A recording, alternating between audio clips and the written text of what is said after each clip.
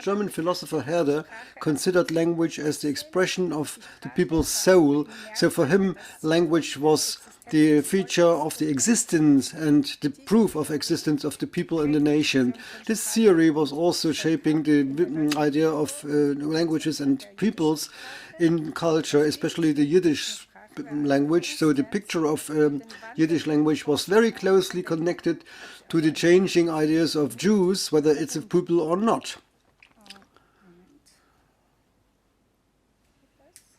Does it work? It does not? Aha, I have to press more. Okay. Until the 19th century, there was an uninterrupted contact between Germans and Jews who were speaking Yiddish. So German and Yiddish were co-territorial languages.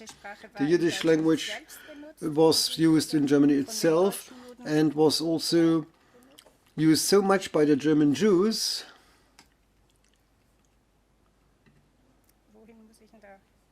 Where do I have to click?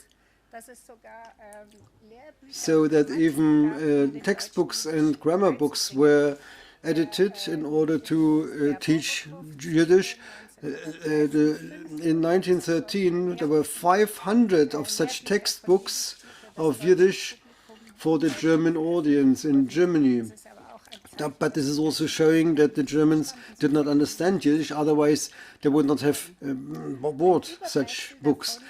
One remainder of this was speaking with Yiddish accent, which is often found in Yiddish jokes and anti-Semitic cartoons. Along with assimilation in Germany, the disrespect for Jews was also growing. For enlighteners, it was a half Asian language and disliked dialect, which should now be replaced by the German education ideals. Around the century, the immigration of Eastern Jews to Germany and the First World War became a new opportunity for getting in direct contact with the Yiddish language. The number of foreign Jews increased in Germany from 15,000 in the year 1880. The number increased up to 90,000 in the year 1914 and even 107,000 in the year 1925. In Berlin, for example, the Eastern Jews were having 25% of the total Jewish population. This immigration triggered severe reactions among the public, and along with the rise, it came along with the rise of anti-Semitism in the 1890s. The government gave in to the pressure of anti-Semitists and ordered expulsions regularly. For instance, in 1884, all Russian Jews were expelled from Berlin, and in 1886 also all the Polish Jews. Among them, 1/3 of Jews were originating from Prussia. So that was a clear anti-Semitic move. The First World War at the Eastern Front and German occupation of Poland in 1915 allowed again to get in contact between Germans and Eastern Jews. The soldiers from Germany discovered that the Eastern Jews, they could understand the Eastern Jews, they wrote home letters, and they also used the same postcards, which can be even found today, where they took a lot of photographs. Here, for instance, we see German soldiers and Jewish children who are selling German-speaking newspapers to the soldiers. There were lots of pictures of brotherhood between German soldiers and Eastern Jews. The General Command of the German Armed Forces published a proclamation which described the German soldiers as liberators of the Jews from the Russian Empire, and they asked them to support the German army. As a response to the look at the poor Jews, who were living in poverty.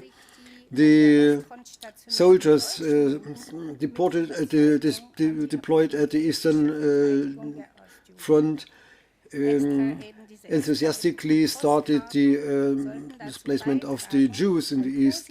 These postcards were meant to contribute to a positive image of the Jews in times of war.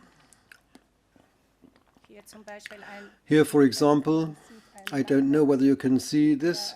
This is a soldier who's buying things from Jews, and there are many of these postcards. The German war propaganda then tried to describe the Jews as the liberators from the Tsar regime, which was clearly anti-Semitic. The German authorities knew that the Eastern Jews, the question of Eastern Jews would be very important for regulating the conditions after the time. Their interest was to convince or to use the Eastern Jews who were speaking a Germanic dialect for their intentions. The Polish question was of very big importance, so that the minorities in the future Polish state should have certain rights. So Germany had any interest to use the German-speaking and Jewish minority for defending the German hegemonic interests. In particular, this question of language and the question of schooling was very important. So which was the language to be taught at the schools and in which language they should be taught.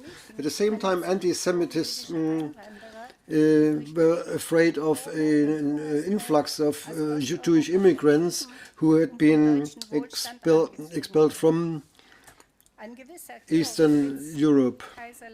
A certain Fritz Imperial, no, this is not what I wanted to show. Georg Fritz, who was a government servant and also worked in the colonies and the Marian Islands, for instance, published a book about the question of Eastern Jews, and it was advertised in inverted commas, 6 million of Russian Jews living at a very low level of culture have started to move towards Germany, threatening to flood Germany. And that's how it continues. We are talking about millions of not only degenerated Jews, but actually they are Mongols. If we accept masses of them, they will substantially change the character of the Germans and the economic situation of the middle class. They will flood the rural areas and the cities.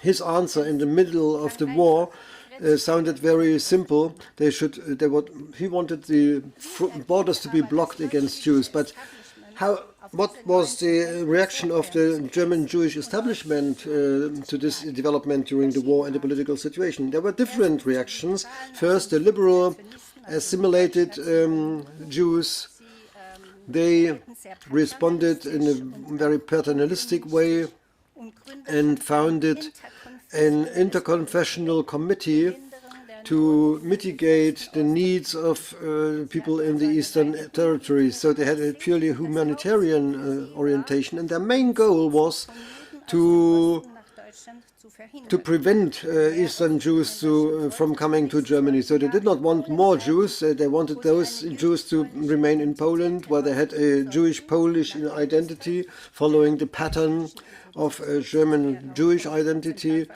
which also was used by the Jews in Germany. At the same time, there were other intellectuals, in particular among the Zionists of first generation, the older generation that is, and they were feeling more affected by this question. The political circumstances now allowed them to combine their Jewish sides with their German patriotic inclinations. In 1914, the conservative Zionist Max Bodenheimer formed the so-called Committee for the East, which first was named a German Committee for the Liberation of Russian Jews. Amongst them, there were very interesting people, all the Zionists of first generation, Anton Friedemann, Franz Oppenheimer, Johann Fuchs, Maximilian Horowitz, and so on. This group tried to spread its ideas. For example, in the news, in the writing, in the journal Neue Jüdische Monatshefte, founded in 1915, with the philosopher Hermann Grön, for example. Its goal was to defend the interest of the German Reich in the East, the defense, and combine it with the defense of the Eastern Jews. That is why they were supporting the promotion of political parties for the demand for autonomy of the Jews within the re-established Polish state. The Jews wanted to have the recognition by the Polish states, and school classes in Jewish languages. The Neue Jüdische Monatshefte considered the Jews as mediators between the cultures, and of course the most important one, the German culture. So, for instance, Franz Oppenheimer wrote, quote, "And they, the Jews, this way will fulfill the mission to which they are meant to be, being a mediator between the culture of Germany and the Western Slavic territories. This role of mediators of the Jews in the service of the Germanic cultural imperialism also was to be expressed by the or extend to the Zionist colonization of Palestine. For instance, the Christian philosopher and pro-Zionist Alphonse Paquet wrote, "In case of a German victory, there should be the possibility to extend the German Reich into the Slavic countries up to the Middle East." So which was the role then in all these geopolitical considerations? What was the role of language? For the members of KFDO, the Committee for the East, the Zionists of first generation, it was especially the closeness between German and Yiddish which allowed the Eastern Jews to be considered potential allies of Germany during the war. The maintenance of their linguistic or language autonomy should make them a spearhead of the German politics in the East. Zionist Heinrich Löwe founded this position in his brochure about the Yiddish language. It's called the Yiddish-German language of Eastern Jews, and he founded it on the loyalty of the Jews with the German language. I quote, "The Jews, which already for 5 centuries have been living in Poland, there in Lithuania, Bessarabia, and even in the deep Asia always appears here, it's very important, they maintain the German language as they also are preserving German Middle Age with a fidelity,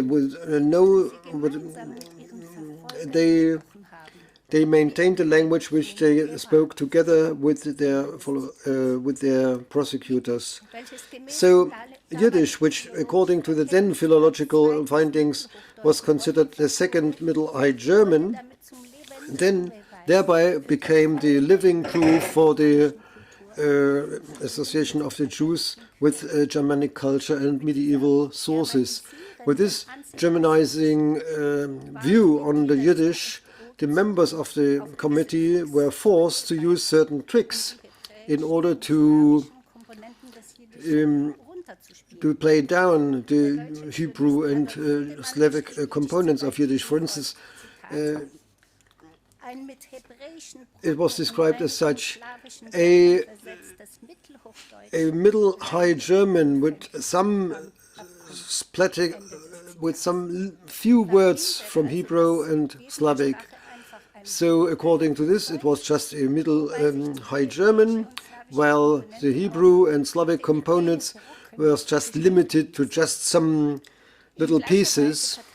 In the same way, Heinrich Löbe was defending a Germanizing view on the Yiddish language. He describes the character as German is always, of Yiddish is always German, because it does not Hebrewize the German, but it has Germanized the Hebrew language. Adolf Friedemann also defended the idea that Jews did not only accept or preserve the language, but also the German culture. Quote by Friedemann: "The brain of the Eastern Jews maintains, apart from the philological tractates of Maimonides, the Talmudic legal questions and regulations without any number. It also includes a lot of cultural elements of German classics, Marxist ideas, eclectic cultural pieces of any kind, but they are all mediated by being Germans." End of quote. Here again we see the idea of Yiddish language as a patchwork of heterogeneous parts, a stereotype which is still reflecting or even said about the spirit of the Eastern Jews. So the Jews actually don't have their own identities, but depend on the mediators, or are reduced to be mediators in their functions. So Germanizing the Yiddish language was actually a manipulation by the Germans, who allowed them to consider the Jewish speakers as second-class Germans.